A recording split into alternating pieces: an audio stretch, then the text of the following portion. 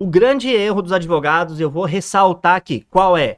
É sair aceitando um acordo com o Ministério Público de qualquer jeito e esquecer da tríplice responsabilidade. Você que é aluno da comunidade ambiental não vai mais errar esse tipo de coisa. Eu já falei que as aulas que eu dou aqui é pensando em fazer você não errar o que eu errei na prática, o que eu vejo outros colegas errando.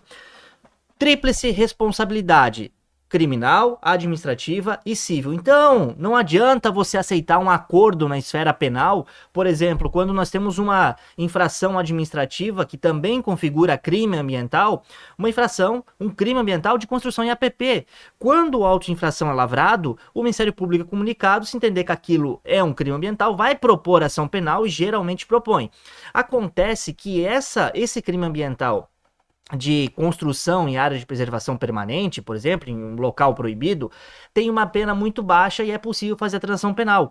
Mas se você, quando estiver lá frente a frente com o Ministério Público, olhando para o acordo, se atentar, está escrito de uma maneira um pouco subliminar que a aceitação da transação penal implica na reparação do dano. O que é a reparação do dano? É nada mais do que a demolição da casa, apresentando um projeto de recuperação de área degradada e então vai fazer a recuperação total da área. Mas tem que demolir a casa. E como é que você vai demolir a casa se tem uma família morando dentro daquela casa? O Ministério Público não quer saber se tem gente morando e eu fico bastante perplexo com esse tipo de coisa e por isso que você, que é aluno da comunidade ambiental, não vai mais errar isso e não vai sair aceitando qualquer tipo de acordo na esfera.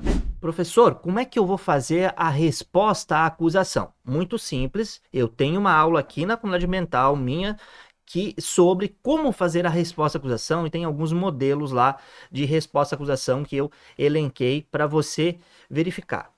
Primeiro ponto, o seu cliente ele é citado, precisa verificar qual é o procedimento, se é sumário, sumaríssimo ou ordinário. Também temos aulas aqui na comunidade específicas para cada rito, assista para complementar essa aula.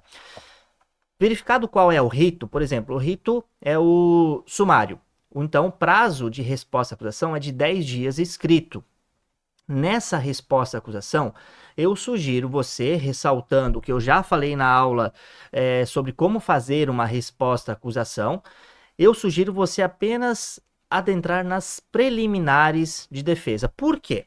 No direito penal, ao contrário do direito civil, você pode se limitar apenas às preliminares na resposta à acusação.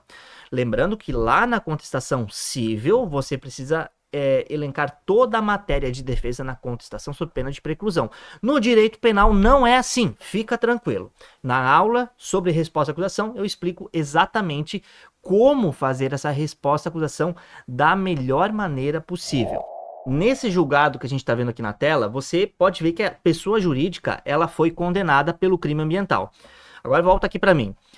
A pessoa jurídica ela pode ser ré no processo criminal de forma individual, somente a pessoa jurídica figurar como ré, ou a pessoa jurídica mais os sócios. O STF há alguns anos já decidiu que pode ter uma ação criminal tanto com os sócios ou os administradores ou quem deu a ordem para junto com a pessoa jurídica no polo passivo, lá como ré. Agora, falando dos sócios, qual é o ponto-chave aqui? No direito penal ambiental, no direito penal como um todo, somente pode figurar como réu e ser eventualmente condenado a pessoa que realmente praticou a conduta, praticou o crime. Muitos sócios eles são, e aí a gente pega empresas de grande porte principalmente, eles não são os mandantes, eles não são os operadores que estão no dia a dia da empresa. Então tivemos, por exemplo, um desmatamento, uma movimentação de terra, né, que foi feita sem autorização. Configura crime ambiental? Vamos supor que sim. E aí, o Ministério Público toma ciência dessa conduta e propõe uma ação penal. Nessa ação penal, ele coloca no polo passivo, como réus, tanto a pessoa jurídica como os sócios. O que a defesa precisa fazer? Demonstrar que os sócios eles não deram a ordem, eles não praticaram aquela conduta, eles não estavam.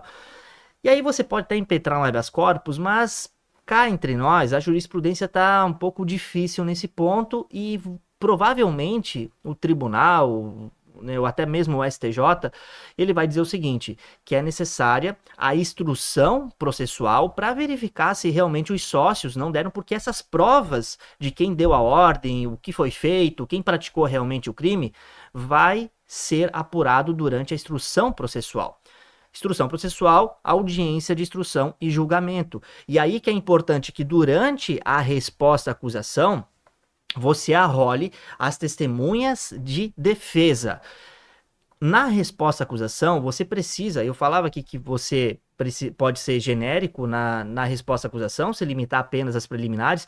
Agora, atenção, a nota que cai na prova, as testemunhas precisam ser arroladas obrigatoriamente na resposta à acusação. Se você esquecer de arrolar, ferrou o processo todo. Você não vai conseguir demonstrar através de prova testemunhal depois que o seu cliente ele não cometeu o crime ou que merece uma redução da pena, enfim.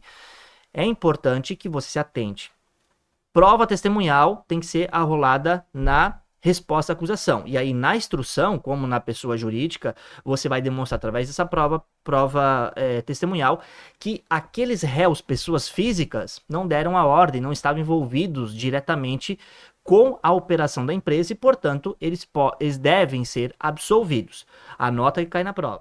Embora nós tenhamos aqui na comunidade ambiental aulas específicas sobre prescrição no processo criminal ambiental, eu só quero fazer um pequeno lembrete que a Lei 9.605, a Lei de Crimes Ambientais, ela não dispõe expressamente sobre os prazos prescricionais, por isso que são utilizados os mesmos prazos do Código Penal, certo? Então tem que verificar lá tanto a questão, a prescrição antes da denúncia, como durante o processo criminal, são aplicados os mesmos prazos do Código Penal. Eu não vou entrar nessa aula aqui especificamente sobre os prazos prescricionais, porque nós temos uma aula específica aqui na comunidade ambiental falando apenas da prescrição em processos criminais ambientais. Assiste para complementar essa aula, que é importantíssima e fundamental para você que atua com direito ambiental.